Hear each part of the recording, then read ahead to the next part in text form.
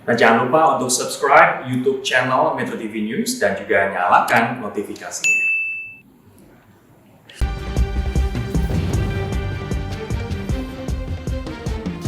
Ya, pemirsa, Anda kembali di Metro Siang, kali ini dalam segmen Fact Check atau Cek Fakta. Bea Cukai Republik Indonesia baru saja merilis angka perokok di tanah air bahwa perokok dewasa relatif menurun, namun angka perokok anak dan remaja, begitu juga dengan perempuan justru menaik. Kita cek faktanya bersama pemirsa dalam informasi grafis yang pertama ini. Jadi fakta ini disampaikan oleh Direktur Teknis dan Fasilitas Cukai Dirjen Bea Cukai Kementerian Keuangan dalam sebuah webinar pada akhir pekan lalu, yaitu pada hari Minggu 23 Agustus 2020. Ada Nirwala Dwi Herianto yang menyampaikan dua hal yang berbeda.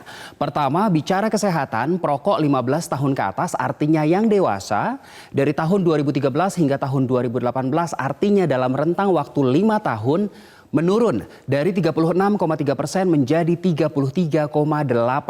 Artinya perokok dewasa di tanah air menurun. Namun di saat yang bersamaan Bea Cukai juga menyampaikan satu fenomena yang mencengangkan, yaitu makanya di RPJMN berikut yang jadi sasaran bukan perokok dewasa tapi perokok anak. Karena ternyata pemirsa, karena meningkat saat ini 9,1%.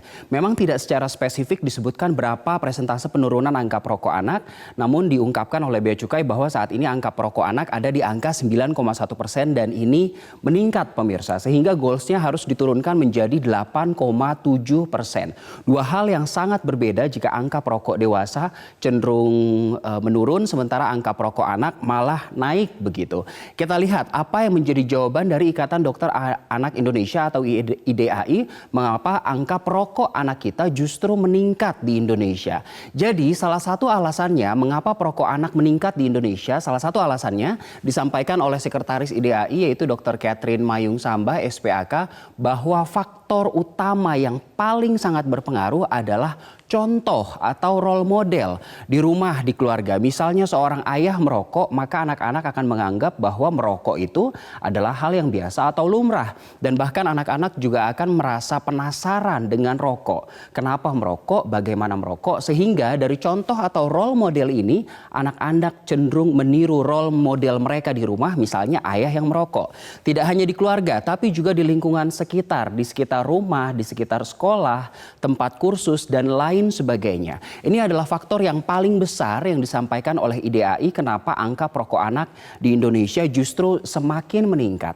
Namun jika di Indonesia angka perokok anak cenderung meningkat, hal ini justru berbanding terbalik dengan angkanya secara global. Kita lihat data yang dirilis oleh WHO, yaitu Organisasi Kesehatan yang bernaung di bawah PBB pemirsa, karena ternyata dalam 2 dekade terakhir, setidaknya dalam 20 tahun, angka perokok dewasa untuk pertama kalinya mengalami penurunan di tahun 2018. Jika di tahun 2000 angka perokok dewasa ada di angka 1,4 miliar orang secara global, maka sekitar 20 tahun kemudian di 2018 untuk pertama kalinya angka perokok dewasa turun menjadi 1,3 miliar orang. Dan sebagai informasi tambahan bahwa dari seluruh perokok yang ada di dunia 80% diantaranya adalah laki-laki. Sementara itu masih dari data WHO, angka perokok anak, perempuan, dan juga remaja ternyata secara global juga mengalami penurunan. Di tahun 2000 ada 346 juta orang, sementara di tahun 2018, 2 tahun lalu 244 juta orang. Ini berbanding terbalik dengan realita yang ada di Indonesia bahwa sekali lagi angka perokok anak justru meningkat di tanah air. Namun data WHO ini tidak mencakup ke dalam data rokok elektronik, tapi hanya mencakup penggunaan rokok, cerutu, kretek, dan juga produk tembakau yang dipanaskan pemirsa. Kita kembali ke tanah air karena ternyata ada sebuah lembaga yang melakukan riset terhadap masalah perokok ini. Kita lihat informasi grafis yang berikutnya. Ada sebuah survei representatif nasional yang diselenggarakan oleh Prakarsa 2 tahun lalu pada tahun 2018. Pada saat itu respondennya mencapai 1.440 perokok yang tersebar di 6 kota dan kabupaten yang ada di Indonesia, mulai dari Lampung Selatan, Tangerang, Banten, Banyumas, Malang, hingga ke Goa. Salah satu pertanyaan yang diungkapkan dalam survei ini kepada responden adalah tanggapannya jika harga rokok naik 50-10%. Apakah Anda akan tetap merokok atau berhenti merokok? Dan ternyata pemirsa, hampir sebagian besar responden dari 1.440 orang yang ada di 6 kota kabupaten Indonesia ini memilih untuk tetap merokok, namun mereka mengurangi jumlah konsumsi rokok per hari. Sementara mereka yang memilih untuk berhenti merokok secara total hanya 12% sampai 32% saja pemirsa.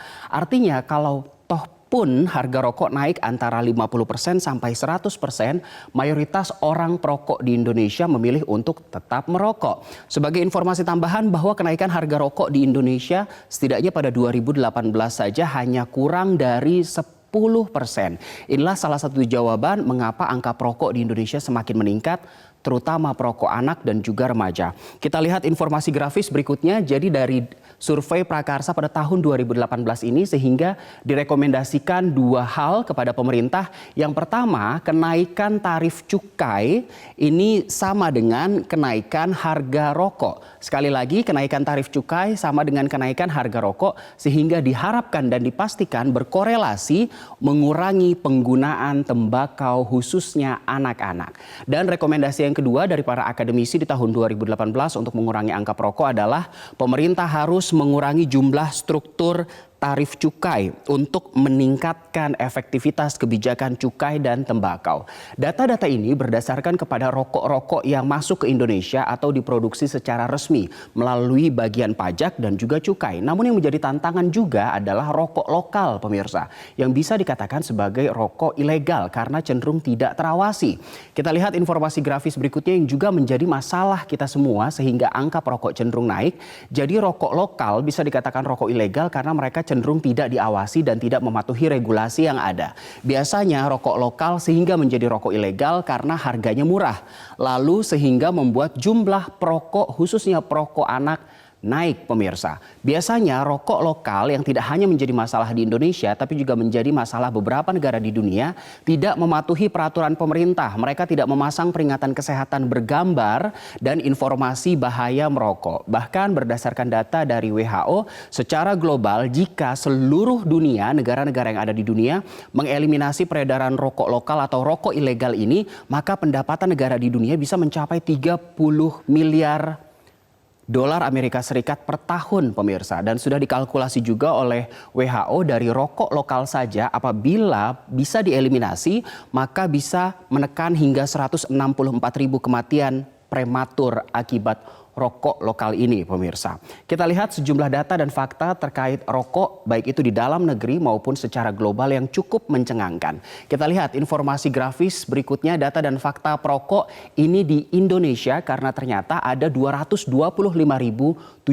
orang Indonesia meninggal dunia akibat merokok dan juga penyakit penyerta lainnya yang masih berkorelasi atau berhubungan dengan rokok. Angka ini terjadi rata-rata setiap tahunnya.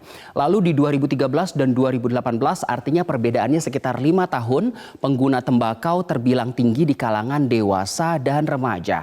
Sekali lagi seperti yang sudah kita lihat bersama bahwa angka ini bertentangan dengan tren global yang justru angka perokoknya menurun. Di Indonesia justru angka perokok anak meningkat. Lalu fakta berikutnya, prevalensi merokok pada remaja dikategorikan usia 10 sampai 19 tahun masuk kategori remaja. Pada 2013 ada 7,2% perokok, sementara di tahun 2018 dalam rentang waktu 5 tahun meningkat menjadi 9,1% remaja Indonesia usia 10 sampai 19 tahun adalah perokok. Artinya angka remaja Indonesia yang merokok mengalami peningkatan sampai 20%. Sebagai penutup kita lihat fakta lainnya terkait dengan perokok yang cukup mencengangkan kita karena ini adalah fakta dan realita yang harus dihadapi bersama. Yang pertama, 19,2% pelajar di Indonesia saat ini merokok. Hampir 20% pelajar di Indonesia saat ini merokok. Dan dari angka hampir 20% tadi, 60,6% diantaranya tidak dicegah ketika akan membeli rokok. Bahkan 2/3 dari mereka dapat membeli rokok secara eceran padahal ini sudah dilarang oleh regulasi. Lalu fakta lainnya berdasarkan data Global Youth Tobacco Survey pada 2019 tahun lalu 2 dari 3 anak laki-laki dan 1 dari 5 anak perempuan sudah pernah menggunakan berbagai jenis produk tembakau. Lalu 7 dari 10 pelajar Indonesia melihat iklan atau promosi rokok di televisi atau di tempat penjualan, dan sepertiganya melihat iklan di internet atau media sosial. Fakta yang mencengangkan sebagai kesimpulan untuk hari ini pemirsa adalah 40,6% pelajar di Indonesia yang dikategorikan dengan usia lebih spesifik, yaitu antara usia 13 tahun sampai 15 tahun adalah perokok. Saya kembalikan ke Sumi. Baik, terima kasih Dade Salampesi untuk pemaparannya dalam segmen Fact Check kali ini.